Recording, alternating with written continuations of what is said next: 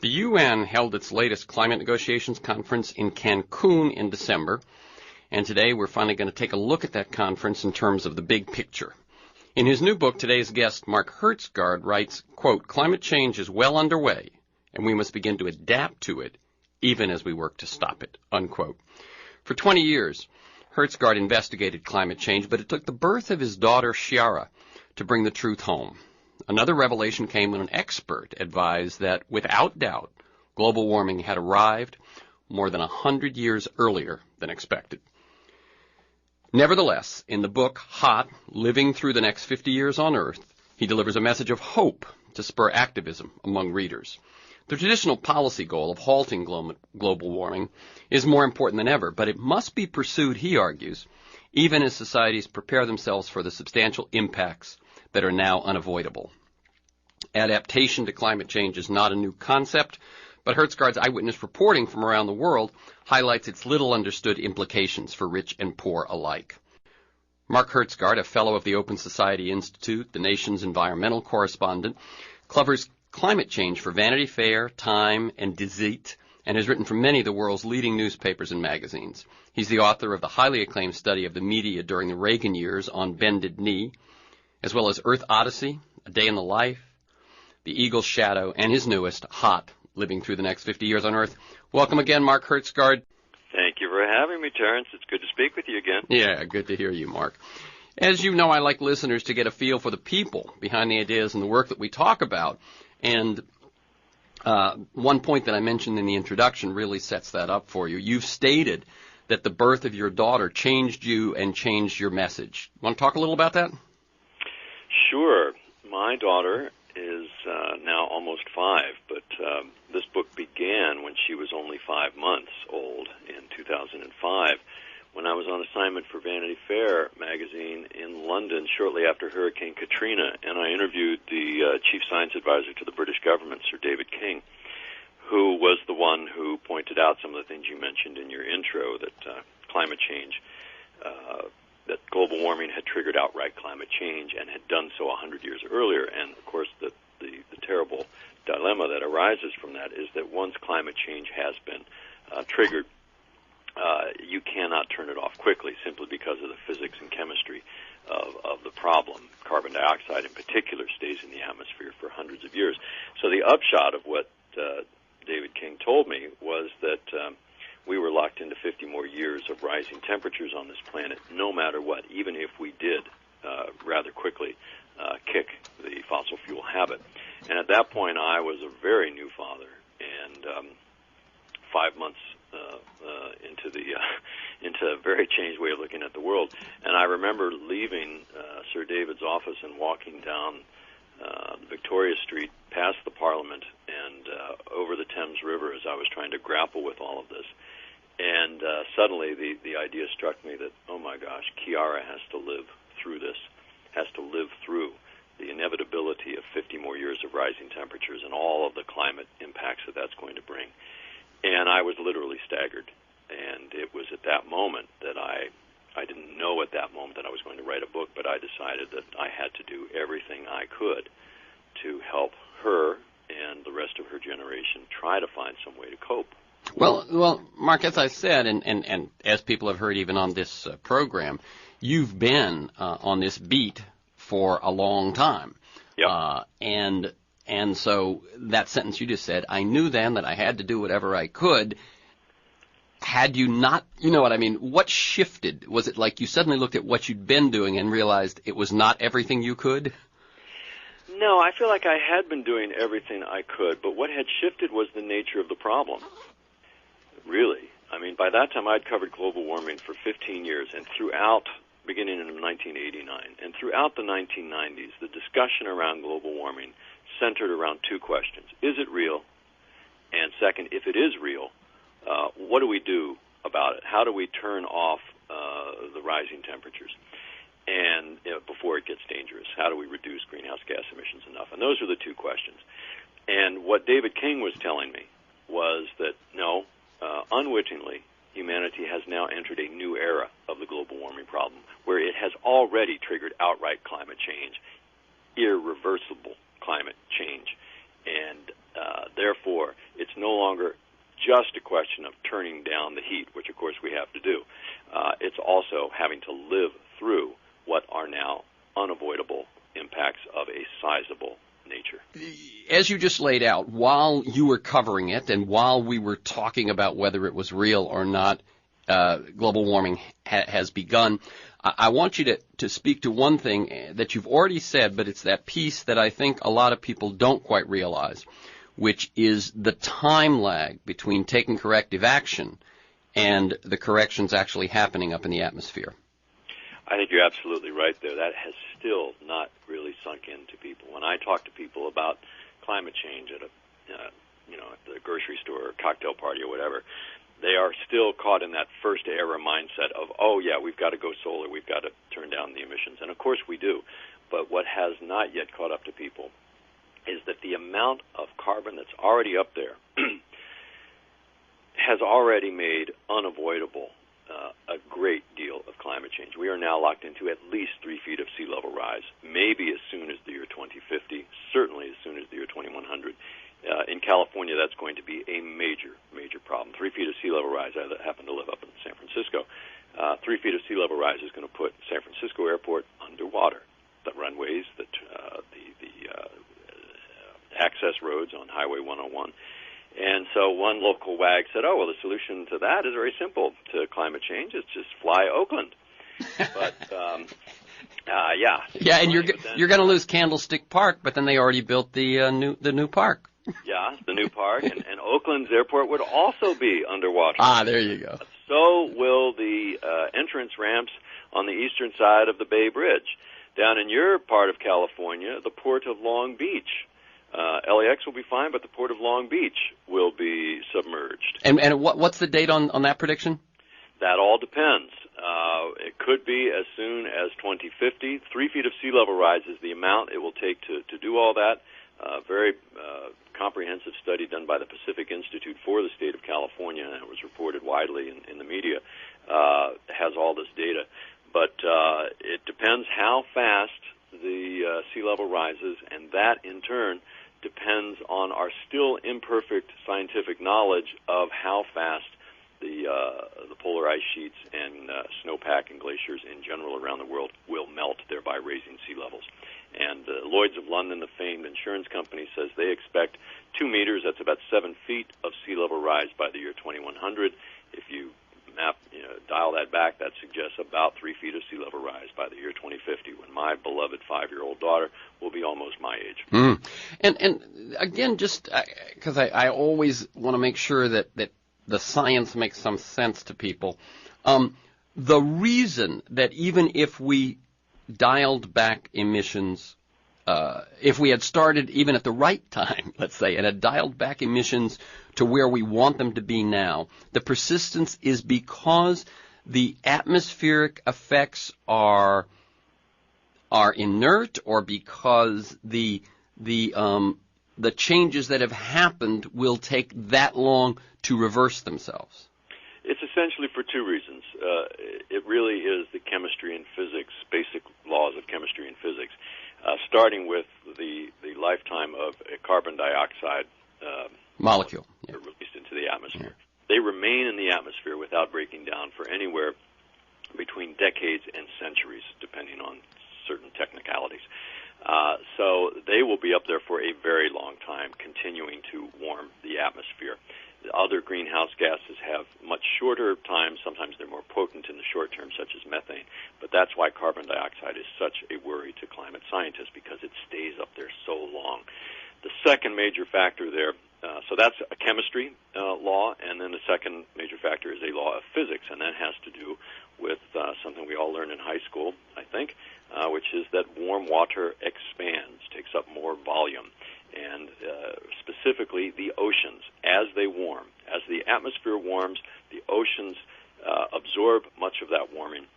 And as the oceans absorb that warming and warm up themselves, they expand in size. And that is what assures that sea level rise has really the longest lag effect we're talking about here. That sea level rise, we're now locked into hundreds of years of sea level rise. And the question is, can we make that sea level rise go slow and limited enough to adapt to it? You point out, I had made that comment, what if we had cut things to where we want them back at the start of this era? You make the point that 40% of humanity's total emissions of greenhouse gases during the Industrial Revolution have happened since June 23rd, 1988. Okay, 40% of all the emissions we've put out since the start of the Industrial Revolution have happened since that day in 88. What else happened in that day in 88, Mark? That's the day that I date the beginning of the first era of global warming to. That's the day that NASA scientist James Hansen went to the United States Senate and testified that, in his opinion, as a chief climate scientist at NASA, that human activities were indeed raising temperatures on this planet. And that testimony and, crucially, the decision by the New York Times to put that story on the front page the next day essentially put the world on notice that this was a problem, because when the piece ran in the Times on the front page, it immediately made global warming a household word in government ministries and newsrooms and living rooms, frankly, around the world. And so we were put on notice that this is a problem. And unfortunately, although there have been many, many subsequent scientific warnings in the years since, most governments, especially the United States government, have done very, very little to respond to this problem. Now, one of the reasons that people don't respond is that there are other forces, short-term expectations, short-term effect forces that push against it. Now, you spend some of this book talking about some of that, the holding back that's been done by the deniers. And let me just read you a quote. You say, Washington journalists refer to deniers as climate skeptics. They're not skeptics. True skepticism is invaluable to the scientific method, but an honest skeptic can be persuaded by facts if they are sound. But these deniers? These deniers are impervious to facts that don't fit their either economic or ideological agendas. They have decided that they don't want to believe in climate change because of what such a belief would imply, either for their sales and profits, if you're ExxonMobil or Peabody Coal, or if you are a member of the hard-right new Republican majority in Congress. I think they are driven also by ideological reasons. They fear that if they accept climate science, that it will mean, therefore, more government intervention in the economy, more regulation, more taxes, etc. And because they oppose that on ideological grounds, they try to argue that the science is flawed. Mm-hmm. Since the solution would necessitate, as you talked, probably regulation, intervention, and so on, then no matter what the cause of that is, it must be denied. Yeah, but what's odd about that, Terrence, is that Republicans are the only conservative political party in the world who believe that. Go to Europe, in particular to Britain and Germany, our closest allies, or France, or Spain, or Italy, or the Netherlands, or Japan. No conservative political party any longer doubts the reality and soundness of climate science. They will argue about what you do about climate change, what policies do we use to attack it, who does what, who pays for it, all of that. But none of this anti-scientific rhetoric that you hear coming out of the Republicans in Washington about, climate science is all a left-wing hoax. In fact, some of the most ambitious climate policies by any government in the world are being advanced by the conservative governments in Britain and Germany right now. Right. By the way, another thing you point out, which I think many people probably miss, you say that Sir Nicholas Stern of the UK said in his 2006 study of the economics of climate change that climate change represented, here I'm going to quote him, the greatest, widest-ranging market failure ever seen. Because?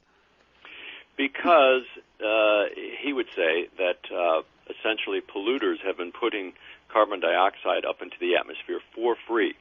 And that is a market failure because, in fact, putting that pollution up there imposes great costs on the rest of society in the form of heat waves, in the form of storms and flooding and drought that cost people their lives, that cost businesses their customers and sales, billions and billions and billions of dollars of cost. But because we don't put a price on carbon emissions, the market cannot take those costs into account, and polluters are free to dump their carbon in the atmosphere for nothing. And that in the framework of a market economist, is a market failure. Right. The market is supposed to, through prices, regulations, et cetera, incentivize, both deal with incentives and risks in a way that's good for what lies below or around the market, which is the society. And in this case, obviously, not at all. We're going to get into a number of things. One, we're going to get into what is happening in the world, and two, some action that you're encouraging. I want to deal just a little bit more with some of what's going on before we get to that.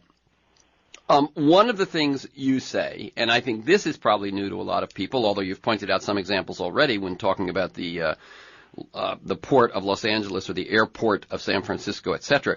But you say Long Beach, Terrence. Oh, Los Angeles is on a different elevation. Well, you don't have the same port. The port of Long Beach is what's in trouble. Right. Okay. I know that. I mean, I've been down there. They touch each other, so it's curious, but it must be the way the sea works. My research, you said, my research for this book has convinced me that even the wealthy, technologically advanced societies are going to find it enormously challenging to defend themselves. I think there are probably a lot of people that think it's going to be Bangladesh, it's going to be some islands, but not us. I think that's exactly right, and that I would include among the people who believe that even many climate experts, because it was said through the 1990s when the denier lobby was trying to beat back any talk of reducing emissions. They said, look, we don't think that climate change is real science, but if we're wrong, no problem. We can always adapt to this. We're rich. And, in fact, we should take that chance because if we learn in 50 years that this is a real problem, we'll be 50 years richer and we'll have more money to adapt. Well, that turns out to have been a very, very foolish position. And we learned that from none other than the country of the Netherlands, which is probably doing the greatest work on climate change adaptation in the world right now. And they are spending $1 billion a year to increase their sea defenses because, as is widely known, Netherlands is famously below sea level. Right. So Netherlands is a storm there; they're in big trouble. Right. Netherlands is that paradox here in that they're one of the countries most threatened, but they do have the resources and the wealth to deal with it. Not just the resources and the wealth, because we'd have that, and most of Europe has that. What sets the Dutch apart is that they have a national commitment to do this, and they have a social context in which taking adaptation measures is supported by the populace. They have a government system where people accept the fact that taxes must be paid in order to be protected against flooding. And there is consensus, again, across the political spectrum that climate change is very real and poses a grave danger to the future of the Netherlands, so much so that the Netherlands has adopted a 200-year plan to adapt to climate change. They are spending approximately $1.5 billion a year on it right now, and they are making some very, very tough political decisions, including forcing some people to abandon property that they hold on the grounds that this is going to be too expensive for the society to defend. And they compensate those people, but they say, look, you have got to, we are not going to allow a business development right here on the coast because it's just too dangerous. Let me read first just a number that you throw out, and then I'm going to make a comment.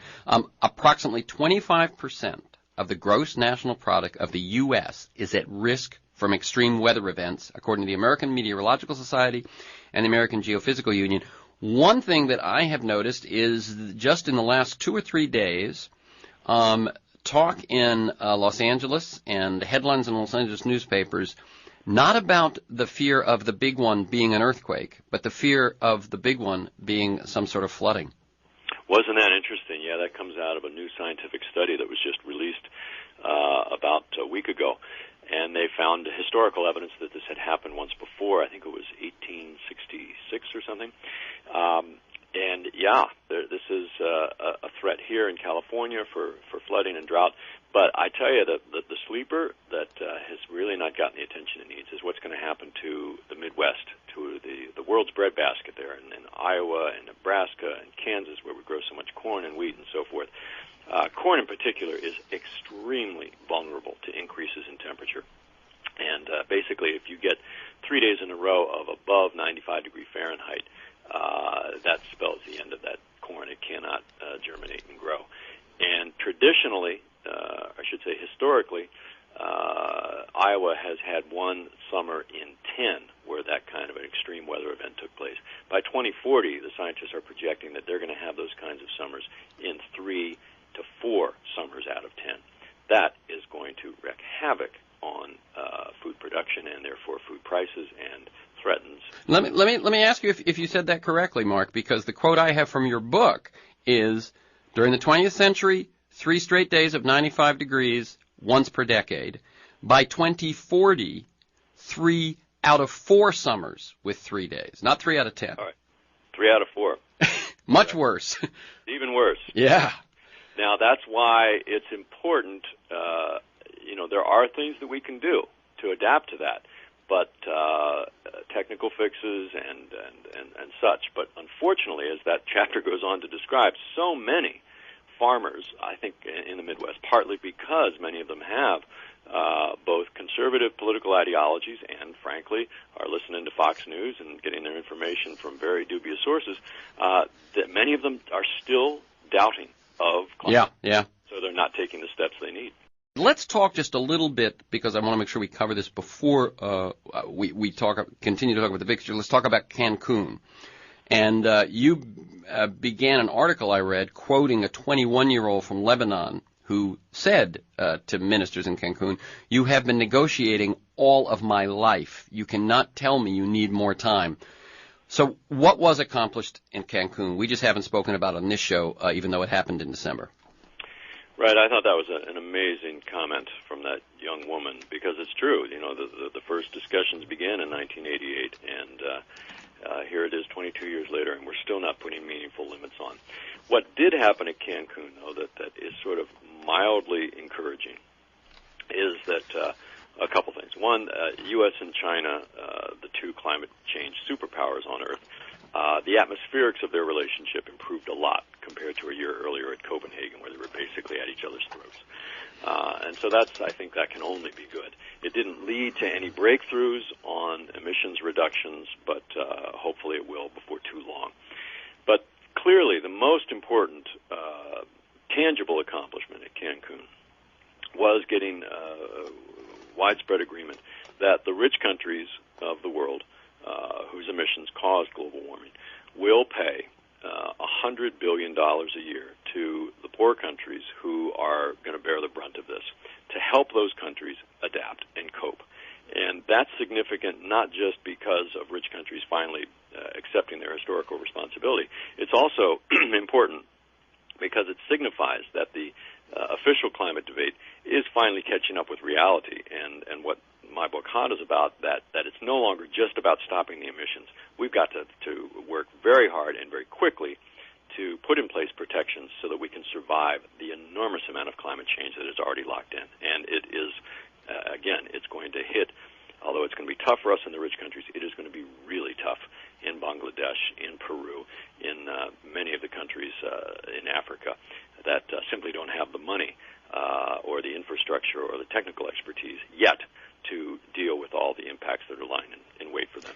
I can't help but remember we've thrown around 88, 89, that sort of thing. In 1989, I remember participating in the mayor at the time, I assume it was Bradley, called a conference to talk about the environment, and it was all municipal leaders of cities all over the world. So we had the rich and the poor countries, and that proposal that our number one proposal out of that conference was that the rich nations begin a process of monetary and technology transfer to the developing countries so that they could leapfrog us as they grew and be dealing already with the problems that they were going to face. And so finally we have an agreement to do that in 2010. One more thing about Cancun. So the good news is that the developing countries now have agreed that they must also limit, and they had been resisting that. The rich countries have agreed that they're going to send funds, and you mentioned that $100 billion a year, but that agreement, it starts at $30 billion over the next 3 years and grows to $100 billion a year by 2020. So it's a gradual push up to that. But Are you troubled by the fact that Kyoto seems dead, and that was agreements, that was commitments, that was agreements to certain numbers. It looks like we're moving towards voluntary. Well, I'm not sure of that yet. And one quick note on the $100 billion. Another cause for less than full-throated enthusiasm here is that we still don't have firm commitments about where that $100 billion will come. That it will actually be new money rather than just a reshuffling of existing aid, which is what the rich countries have done in the past on this. So there's still a lot of loopholes in all of this. Cancun was by no means it only looks like a success compared to the right, exactly. Copenhagen. As far as Kyoto, I would say that on that front, that Cancun took a couple steps back from utter disaster, which looked like it was looming at the very start of Cancun, when Japan, of all countries, at the very start of the Cancun conference said, look, we are going to drop our commitment to Kyoto. This is nonsense. And so that got a lot of play in the media for a while, but that was not included in the final agreement. And I think really what was going on, there was a bit of diplomatic poker playing, because essentially the rest of the industrialized world, like Japan and Europe, are getting darn tired of the United States not stepping up to the plate. The United States is the only major industrial country that is still refusing to join the Kyoto Accords.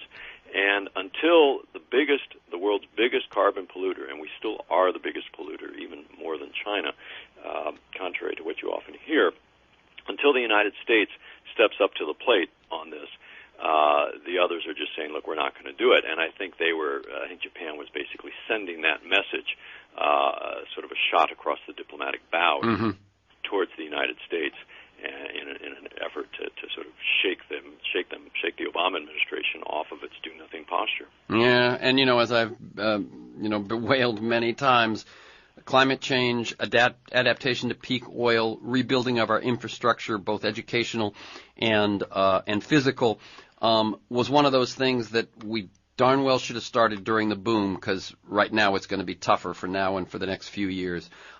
So in the U.S., the big legislative action last year was consideration of and no action on a cap and trade system. Can cap and trade, it's attacked by both the left and the right. Can it succeed? And what about something like cap and auction or cap and dividend? And so start out by explaining to people what cap and trade is. Yeah, there's a lot of different ways to do this, and let's start the discussion by talking about we need a climate law, and that larger goal got renamed as cap and trade because a certain number of Democrats and major environmental groups got behind that particular policy instrument of cap and trade.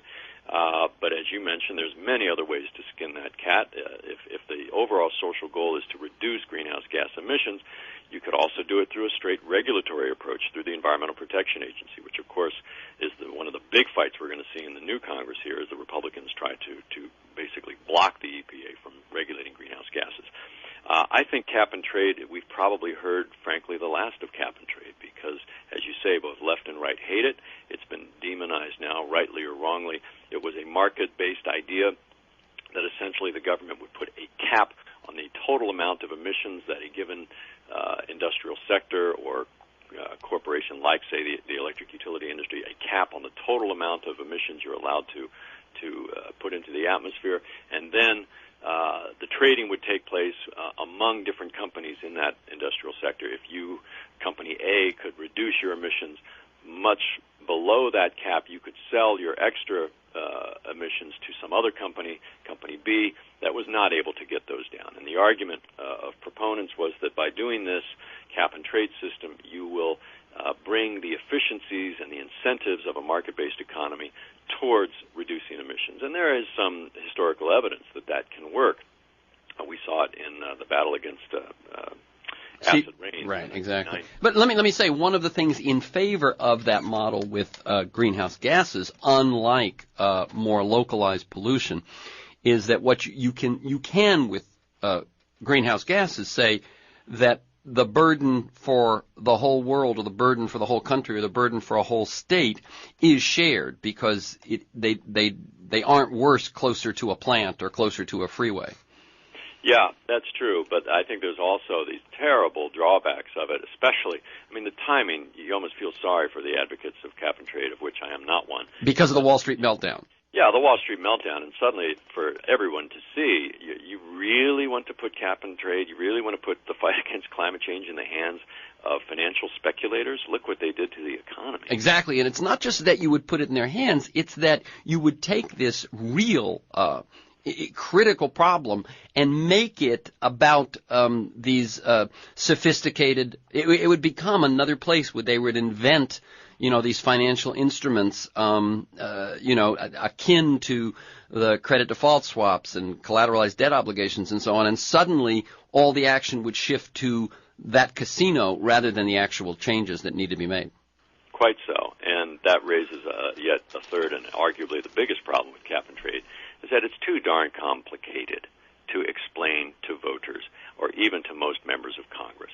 If you have to spend that much time explaining it, as we've just spent in the past few minutes, Yep. You're not going to be able to sell it to the public. It's much easier to say, okay, we're going to tax carbon emissions and give the proceeds back to you, the citizen. All of you are going to get $1,000 a month, and you can use that to reduce your carbon emissions by investing in energy efficiency or not, as you choose. And that is the so-called cap and dividend approach. And I think that was politically far, far superior as a means of building public support for this idea. And now it's interesting, because you didn't merely say you think it's a better idea to solve the problem. You said you think it's better politically, and yet am I correct in assuming then that the coming together of a lot of the major environmental groups and environmentally sensitive politicians around cap and trade was sort of finally rallying to like the solution from 5 years ago?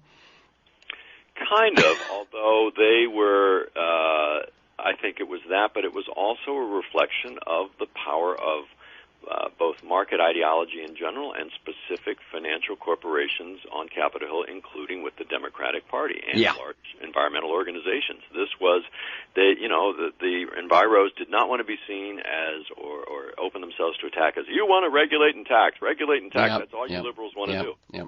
So having said that, you believe the solution for the United States is a hard limit, fines, regulation, and yet we know that that was not what was attempted while there were Democratic majorities in both houses, and it will now face a House and less so in the Senate, but definitely in the House. Very tough people who want to go backwards on all of this. When you say what we need is that law, what we need to happen is something which can be politically easily explained and so on, that isn't what you predict, is it? Well, I'm an old-fashioned journalist. I try not to do predictions. I report what happens. But I can tell you that the goal in terms of policy has to be to limit emissions and specifically to put a price on carbon. And you can do that through regulation. You can do it through tax. You can do it through any number of policy instruments. And it is certainly true that the newly ascendant Republican majority in the House of Representatives in Washington is going to try to block all of that. And I think that the only way that we're going to see this kind of action coming out of the United States is, first of all, through the actions at the local and state level, including here in California. Let's remember California is the 8th biggest economy in the world, and what we do here in California, because our economy is so large, has global implications. It's almost as important as what the federal government does. And you now have a situation where many of the states in the United States are way out ahead of Washington on this, and likewise with some of the big cities. There's a group called C40, which is 40 of the biggest cities around the world, like Los Angeles, New York, etc., San Francisco. And again, at that level, the political leaders are very hip to this, and they are moving. So I think that is one very promising avenue. But nevertheless, you still do need change in Washington, and the only thing I'm convinced that will bring that is massive people power, massive popular pressure from below, just as we saw with most of the big challenges to the status quo in our nation's history, whether it was the fight for civil rights or to stop the war in Vietnam or what have you. If you stay with what the pundits say is politically realistic inside of Washington, you'll never get there. Washington politicians have to be made to fear popular pressure, and that if they don't do what the public is asking, they will be voted out. That's the only message that politicians understand. Okay, we've got, at this point, a little under 15 minutes left. What I want to talk about is two things. One, your reasons for hope, and two, political action. And I think, let's go to hope second. I'm going to read one quote again from the book, because despite all we've said, your book is hopeful. The most hopeful story I uncovered while researching this book was in Africa, the continent scientists say will be hit the hardest by climate change. To capture rainfall and rejuvenate soil fertility, illiterate farmers who did not know the term climate change were growing trees amid their fields of millet and sorghum.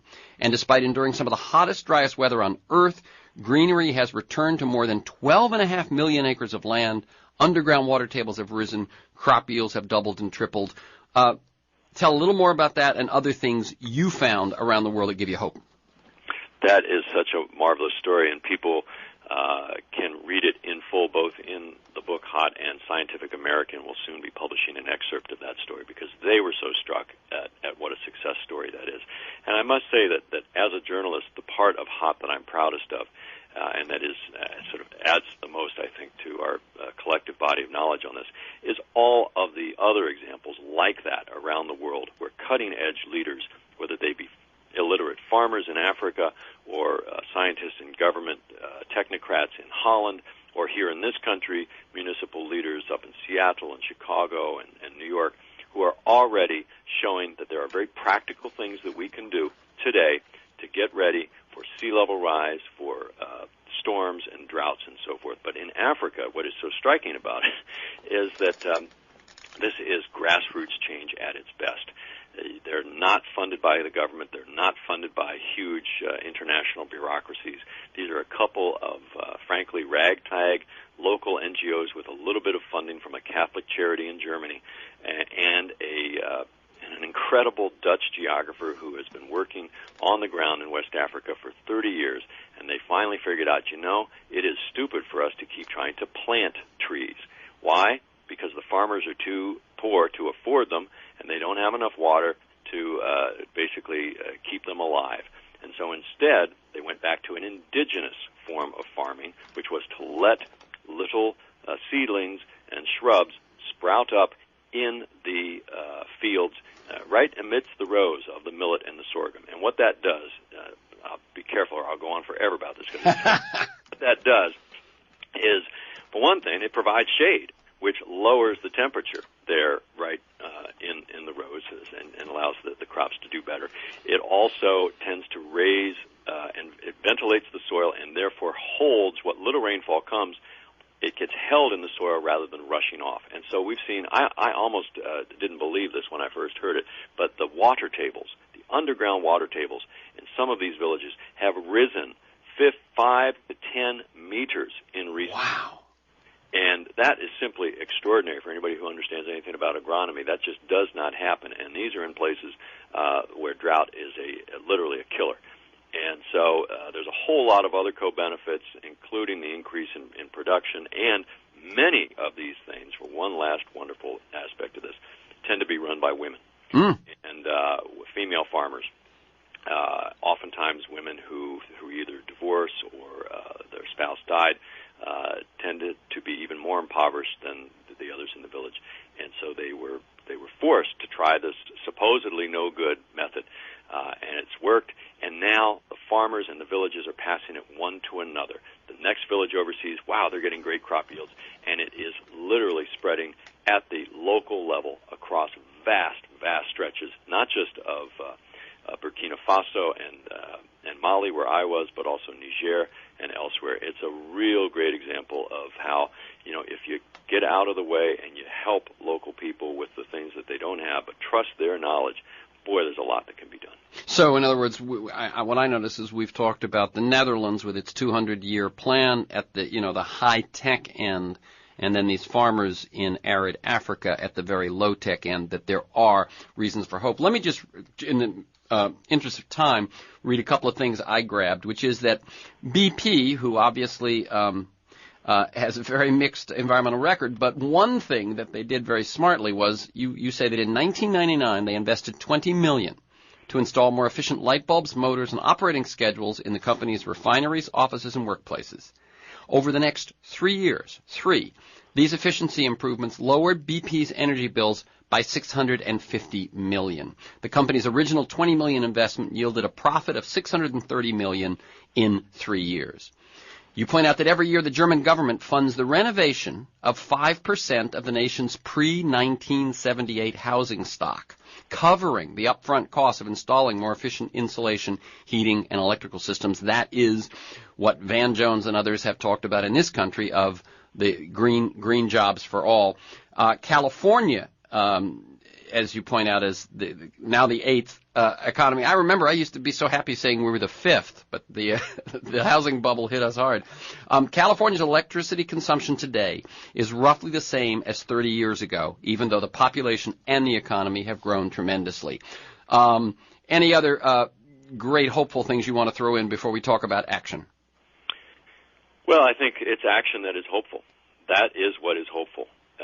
Is that we don't need to reinvent the wheel on this. We have the technologies we need to slash greenhouse gas emissions, and we have many of the technologies that we need to cope with the impacts that are locked in now. The real challenge is taking those technologies from theory into practice, implementing them. And that is what takes action. It takes action not just from us as citizens, but there's a lot of sort of what I call everyday heroes working in government, in the academy, in farming, in all kinds of fields who are pushing the envelope. And they need our help and support. And I try to highlight them in this book so that more people can find out about them and get involved with them. Okay, and you point out that after you sort of had the journalistic objective of staying out of issues and not becoming an activist yourself, and you say that has changed for you. Yeah, I wrestled with that, but that is changing right now because I have watched through the 5 years of my young daughter's life as my government has done really nothing serious to block this catastrophe that is hurtling towards us, and it has already put my daughter, who I love more than anything on this earth, she is already facing a very, very challenging future because for the last 20 years our government has spent as much time listening to these climate cranks as it has listening to real scientists like Jim Hansen. Right, well, I'll tell you, stop listening to them. Those climate cranks pay our politicians, whereas Hansen at NASA is paid by them. And often the climate cranks are the politicians. Exactly. So let me just say, you talk about two things. You mentioned that your daughter and anyone that's been bought, that you coined the term Generation Hot as being those kids who were born since James Hansen's announcement appeared on the front page of the New York Times in 1988. And you talk about kids versus global warming and confront the climate cranks. What's going on with both of those?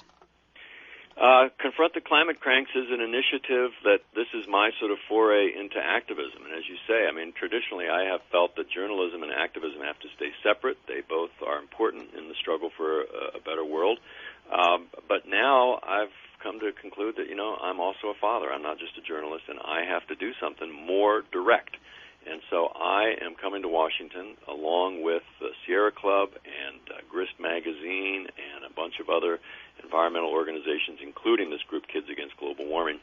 And we are going to confront the climate cranks in Congress and at Fox TV and the Chamber of Commerce. These people, we're going to confront them face-to-face on camera, and I'm going to demand of people like Senator Inhofe and others, I want you to explain to my 5-year-old daughter why her future is now at risk because you think that your science is better than what every major scientific organization in the world says about climate change, which is that it's real and it is extremely dangerous, starting with the National Academy of Sciences and all of the major scientific organizations in the world. They all say this. What, are they all in on the conspiracy? How can you still say that this is all just a left-wing hoax? And I want to get them to answer to that on camera, because these people have about as much scientific credibility as the Flat Earth Society, and they should be discredited from further influencing and holding hostage our country's policy on climate change. And where people can learn about that is at the Generation Hot Facebook page? Generation Hot Facebook page. And also, I mean, obviously some... This weekend, but what? It should be up on by Monday. It's under construction. Okay. Or they're revamping it this right. week, and it should be up by Monday. And obviously, Bill McKibben has been a journalist turned activist who's made some significant progress. Bill, in fact, I talk about all this in my article in The Nation magazine this week, and I cite right. Bill as one of the examples. I'm a little later coming to the activist side of things than Bill, but it's for the same reason. I just cannot look at my daughter or myself in the mirror anymore if I'm not doing more. You're a journalist in terms of getting down on the ground and reporting, but you're also a writer. And climate change is clearly one of those issues where facts have not been enough. And to grasp the reality and take the necessary actions as individuals or as communities or nations, as a planet, we need powerful stories. What to you is the big narrative around climate change that you believe will motivate sufficient action? Is it this thing of look in your child's eyes? I think that's got to be a lot of it. It's not to say that only parents can get involved with this, but, you know, Generation Hot itself, there's 2 billion people on this planet who belong to Generation Hot. If you are under the age of, about 23, you're part of Generation Hot, and you are going to be hit hard by climate change. So you have a self-interest, a powerful self-interest to get involved with this. Likewise, your parents, your grandparents, any of us who have young people that we love. I think that will help. And I think it's also important, Terrence, to remember that most people do believe this. It is only a very small number of people who are disputing climate science. We think that they're larger because their view has an echo chamber from Fox TV and the rest of the right-wing media machine. They are not as big or powerful as they sound. Yeah, well, another thing, it's interesting, as you ended that, I was just going to say that one thing that I found interesting, heartwarming, whatever, is that you talk about how reading to your daughter, telling your daughter stories since she was an infant, fairy tales, the Nutcracker, and so on, that our challenge fits into those stories. And you just, the way you ended that, they're not as big and powerful as they seem. And, that's the Wizard of Oz story, right? They're scary. They look scary. But, as soon as you stand up to them and do the right thing, oftentimes the hero triumphs in the end, and that's what we need. We need thousands of ordinary heroes to rise up and save our kids and our civilization from these climate cranks and crooks who have put it in jeopardy. The book, again, is Hot, Living Through the Next 50 Years on Earth, by Mark Hertsgaard, Hertsgaard, and I spell it out because he has a lot of information at markhertsgaard.com. He also is telling you that in terms of activation, that the Generation Hot will have a Facebook page up in the next couple of, or a new Facebook page up in the next couple of days. You can learn more about that. What McKibben's is 350.com or 350.org? 350.org. 350.org is the activation site of Bill McKibben. Thank you, Mark Hertsgaard. Keep up the good work.